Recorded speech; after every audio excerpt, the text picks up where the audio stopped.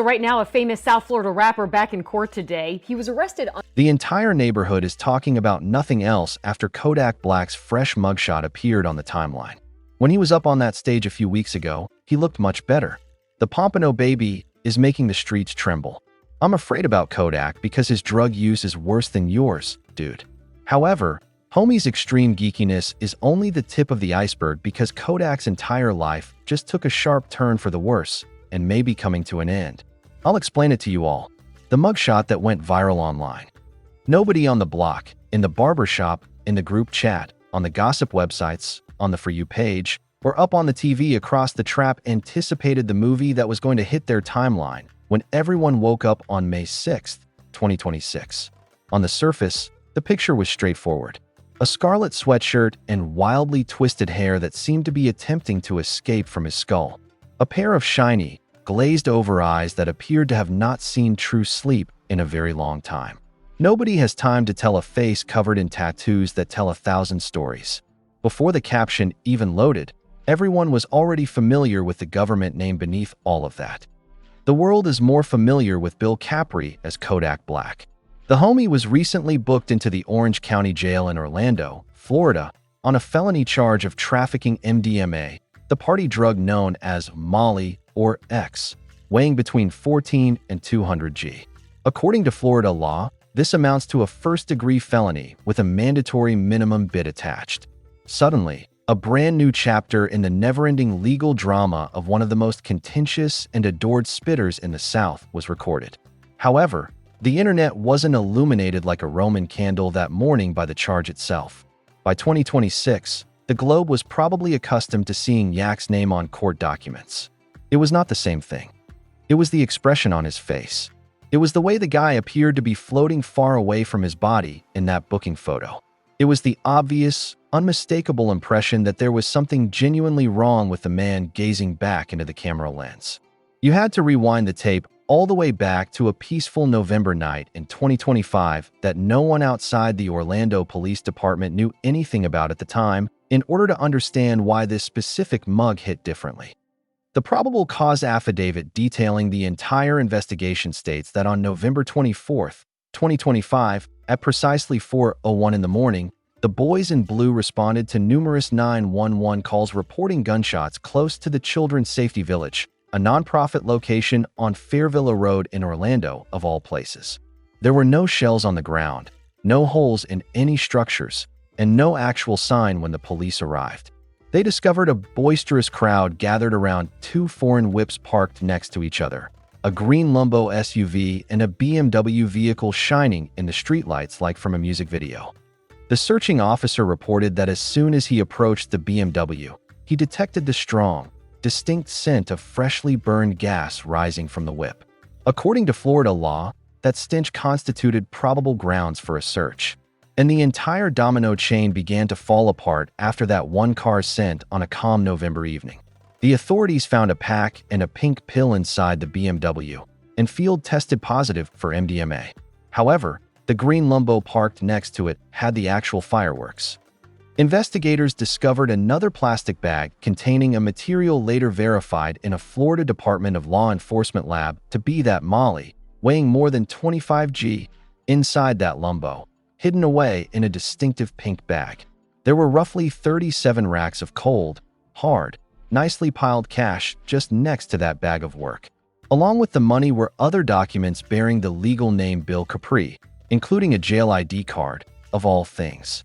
A loaded Glock 23 hidden behind the rear passenger floorboard, ready to explode, was the DA's Sunday cherry on top. This is the point at which the case becomes heated and both the defense's and the opposition's arguments come to life. As part of their digital detective work, investigators looked through Yak's verified Instagram account from days prior to the November incident and noticed something intriguing. The pink bag, the pink scissors inside, the lighter, and the rings all appear to be things that Kodak recently shared with his millions of followers. According to one analysis of the affidavit, the law was essentially using Bro's own gram as evidence against him in his own case. But now for the knife's twist. When it went down, neither of them whipped, and Yak wasn't really inside. He was not registered for either whip. Officers said that when he arrived on the scene after the occurrence, he repeatedly demanded 37 racks back, claiming the bread was his business money. However, he has never claimed the work or the bag. Let's fast forward to April of 2026. With a total weight of 25, the FDLE's official lab results reveal that the material in the pink bag was, in fact, Molly. 34 grams, significantly more than the 14-gram threshold that, according to Florida law, immediately placed the case in the trafficking area. On April 30th, 2026, an arrest warrant was signed. 6 days later, on May 6th, following a prearranged, synchronized turn-in of his mouthpiece, Kodak Black entered the Orange County Jail and gave himself in. The world got their first glimpse of the new yak as he came up to the stage the following day in a bail court that was set to be screened, filmed, and shared 1 million times on the internet. He was dressed like a typical prisoner. Bradford Cohen, his longtime spokesperson, jumped right into the case. "Okay, good afternoon, sir. Could you please tell me your name and birth date?" "Sir, Bill Capri." As soon as the judge began the bond hearing, Cohen began to construct a picture of a case that, in his view, was so poor that it was virtually yelling at him. He outlined the chronology. He presented the proof. He positioned the holes. Mr. Capri does not directly own either of the cars. An officer walks up to the cars. He claims that one car has a marijuana odor. When he searches the car, he discovers anything unconnected to Mr. Capri. Cohen wants the judge to be aware of that foundation from the beginning. Neither of the two whips belonged to his customer. The stench of something loud started a search, and Cohen continued to develop the destruction from that point on. After that, he dispatches items to be printed. Mr. Capri's fingerprints are not found in any of the items in the bag. No prints that could be used. None of the latent prints that were lifted matched his client. However, the state vigorously resisted, requesting that the judge actually increase the amount since, according to the prosecution, Kodak Black is a professional rapper who recently traveled from California and has no genuine connection to Orlando. He was requested to turn in his passport by the state. Cohen quickly retorted that his client is a proud Haitian American but, more significantly, is a U.S. citizen with a U.S. passport and has no intention of leaving the country, and that being a rapper isn't a legitimate justification to raise someone's bail. Judge Murphy ultimately placed the bond at $75,000, citing Yak's lengthy criminal history, which included 12 prior felony convictions, 2 misdemeanor convictions, and 1 historic failure to appear, rather than his notoriety or career. There were terms attached to the bond. No straps, no medicines or prohibited substances without a proper prescription, and no interaction with other defendants. Bra posted the bond in a matter of hours. In a matter of hours, was leaving the Orange County Jail through the front doors, surrounded by cameras, fans brandishing their phones, reporters, and a wall of microphones. Dressed down, he swiftly made his way through the throng to a whip that was waiting for. The video immediately went viral. Most people believed that the turmoil had peaked at that period. They were mistaken. It occurred once more 7 days later. The gas was poured directly on top of the flames the following week, if the Orange County mug was the spark that started the fire. Because the universe somehow chose to turn up the volume to 11 in a story that already seemed unbelievably crazy.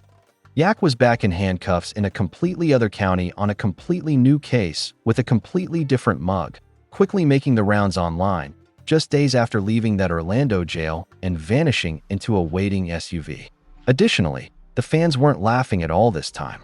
Just 1 week after his well-planned turn-in Orlando, on Thursday, May 14th, 2026, Kodak Black turned himself into the Broward Sheriff's Office in Pompano Beach, his hometown and the city that shaped him before he ever became himself. There were 2 new charges against him. One was trying to escape or elude law authorities, which, according to Florida law, is a 3rd-degree felony. The other was a 1st-degree misdemeanor of peacefully opposing an officer. He was facing his 2nd mug of his life in just 7 days after being booked into the Broward County Main Jail in Fort Lauderdale. Even by Yak standards, is truly on a whole other level. However, nothing that happened that week is the basis for the charges. They are the result of an event that occurred on February 27, 2026. A sheriff's deputy on routine patrol that day noticed a pink Jeep Grand Cherokee, a whip registered directly to Capri, sitting in the middle of the road on Northwest 15th Street near Northwest 18th Drive, obstructing traffic and forcing other whips to swing into the oncoming lane just to get around it, according to the probable cause affidavit from the Broward Sheriff's Office. After the Jeep turned south, the deputy pursued it and eventually initiated a traffic stop close to Northwest 14th Circle by turning on his lights and sirens. The Jeep stopped close to Dr. Martin Luther King Jr. Boulevard, and Capri got out to speak with the deputy. Then things started to get really weird. The affidavit states that an SUV and a minivan appeared out of nowhere. A number of men leaped out of the whips. Two of them identified themselves as the security detail for their brother.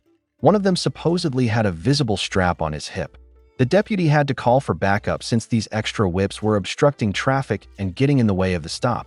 Capri allegedly got back into his Jeep and drove off east on Dr. Martin Luther King Jr. Drive as the deputy was handling the Mayhem Boulevard, apparently disobeying the deputy's explicit commands to stay put.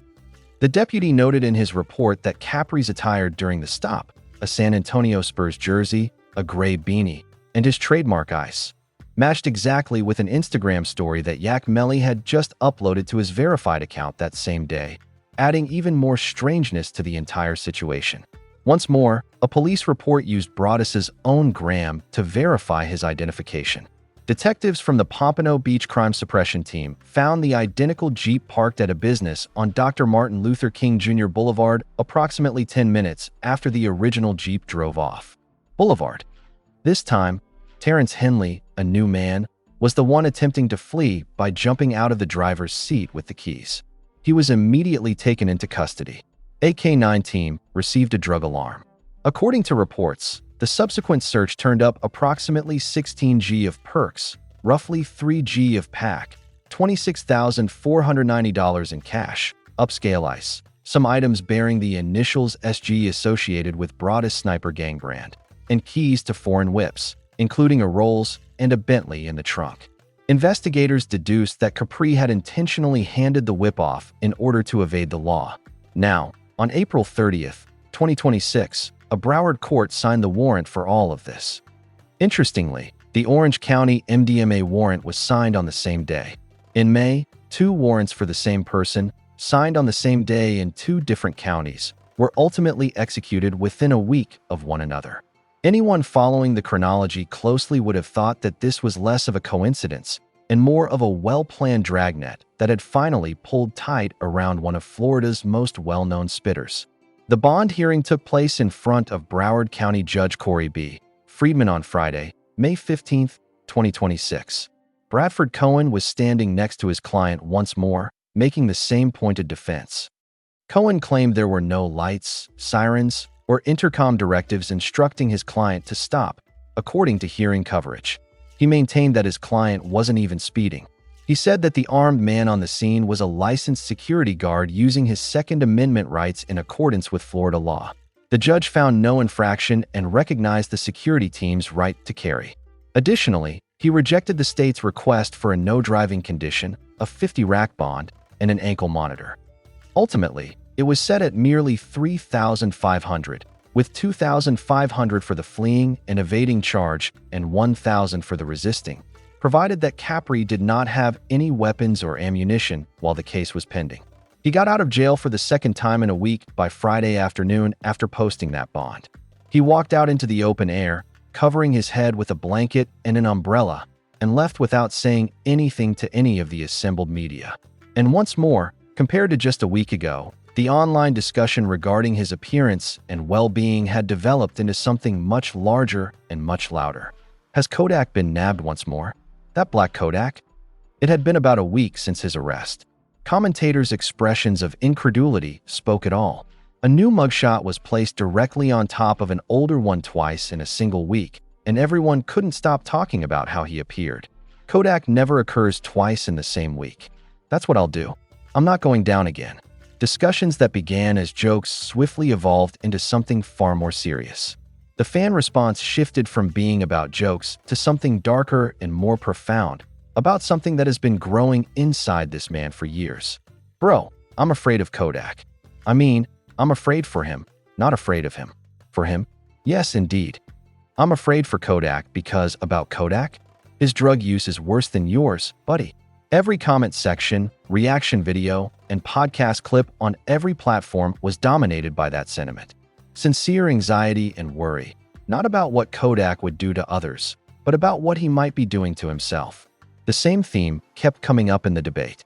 The artist himself seemed to be suffering from the people in his immediate vicinity, the access, the way of life, the music, and the gradual obvious toll. But no, I say this because when you have access to anything, everyone will get it to you. For example, I've noticed that all of the young rappers are dying from overdoses. They seem to be stealing from us far too soon. Like a storm cloud that would not go away, the prospect of losing another young, talented, deeply troubled artist loomed over the entire discourse. Furthermore, the concern wasn't limited to anonymous anime enthusiasts or haphazard comments. It came from longtime observers, peers, and those who had followed this man's career from the start. I think Kodak doesn't have any powerful individuals around him, dude. In every viral discussion about the consecutive arrests, the idea that Kodak didn't have the appropriate people around him, that his circle was failing him, and that no one close enough to him was telling him the things he needed to hear became the most frequently mentioned topic. Because a much deeper story began to emerge as the discussion shifted from the legal details of the cases to the human person at their core. A tale that transcends 7 days and 2 mug pictures. You must zoom out and examine the entire history in order to comprehend why supporters responded with true terror this time. The person beneath it all, the pattern, the appeals. You must stop viewing the May 2026 arrests as isolated incidents and instead consider them as the most recent data points on a graph that has been steadily declining for years if you want to fully comprehend why so many fans were so terrified by the new footage of Kodak Black in detention this May. Because there is much more to the pattern than simply this one difficult month. And for a very long time, there have been moments of terror and anxiety surrounding this man. Viral videos from a recent concert in Texas started circulating on social media in early to mid-May of 2026. Additionally, they did not present a reassuring image. Members of Kodak's security crew were seen in the video, physically keeping him upright from behind while he appeared unstable on stage. They also assisted in lifting and guiding him through the set. According to attendees, he arrived at the venue up to 9 hours late, according to some allegations. This caused delays, irate fans who demanded refunds, and scathing criticism of the show's overall quality. He appeared musically confused and clearly low on energy in clips of the performance that went viral online. Boozy Badass, a longtime prominent figure in Southern hip-hop and someone with a convoluted personal history with Kodak, publicly weighed in with a remark that many saw as the last straw. The man is obviously in need of assistance. Kodak's team vigorously refuted the unfavorable story, portraying the Texas footage as a fabrication and maintaining that security was only keeping him safe and keeping him from unintentionally falling into the throng. They stressed that he immediately returned to the performance with vigor, but the videos continued to go viral, the fans continued to worry, and the discussion continued to expand.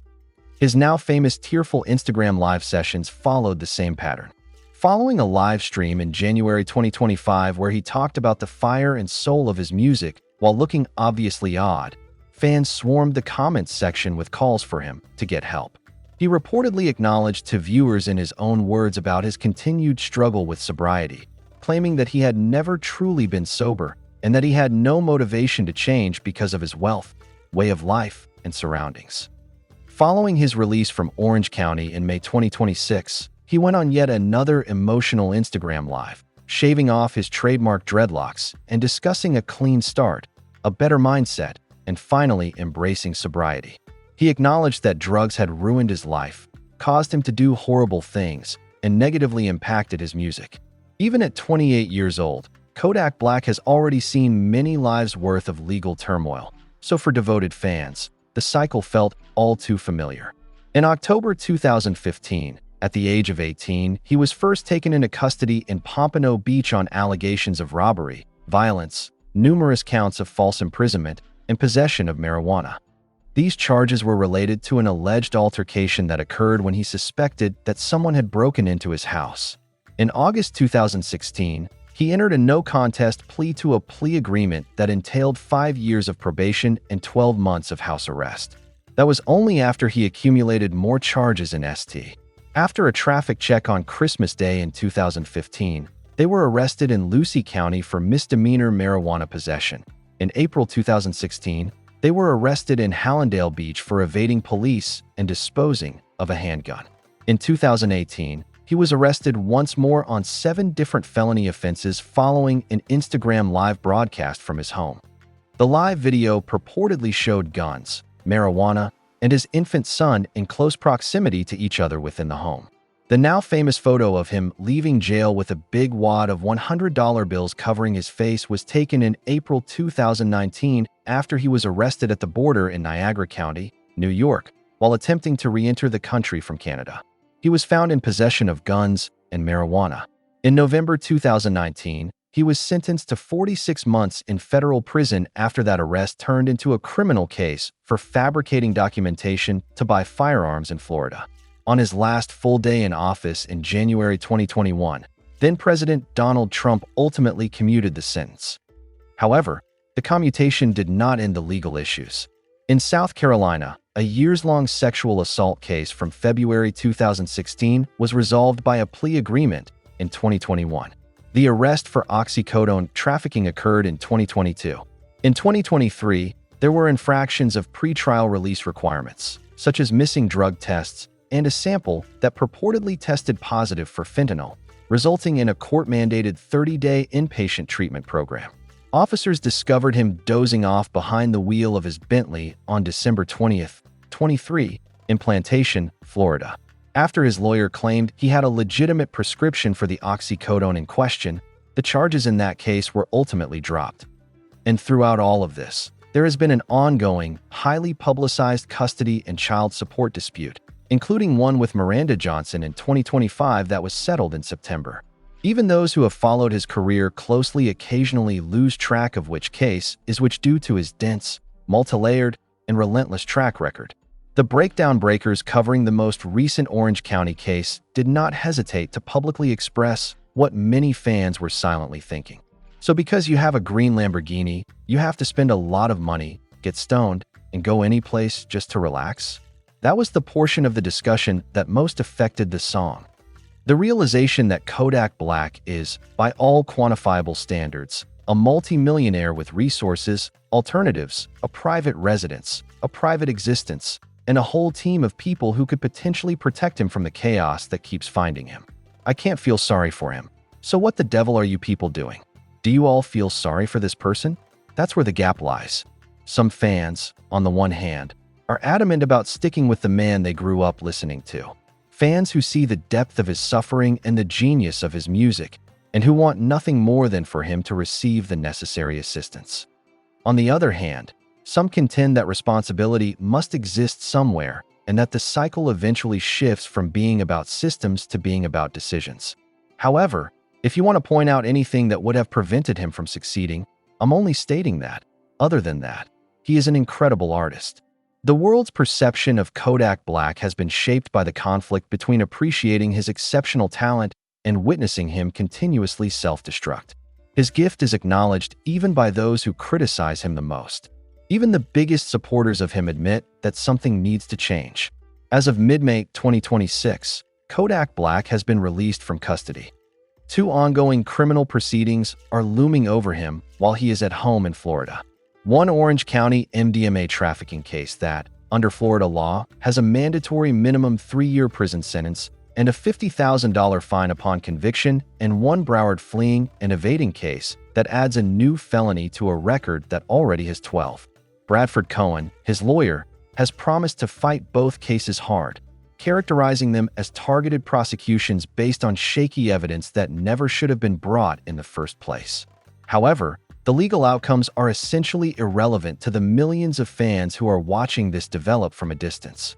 They are witnessing a human being, a young man who grew up in Pompano Beach's Golden Acres housing projects, taught himself how to rap by reading dictionaries, became one of the most influential voices of his generation, and has spent almost every year of his adult life either in custody, on probation, awaiting trial, making music, or engaged in some sort of legal battle. They are witnessing someone who has publicly admitted that drugs have destroyed his life in his own heartfelt Instagram live sessions. They are witnessing someone whose colleagues in the rap industry are publicly mentioning his name with the names of rappers who have previously passed away. If you like this video, you can watch similar material by clicking on the boxes that are currently playing on your screen.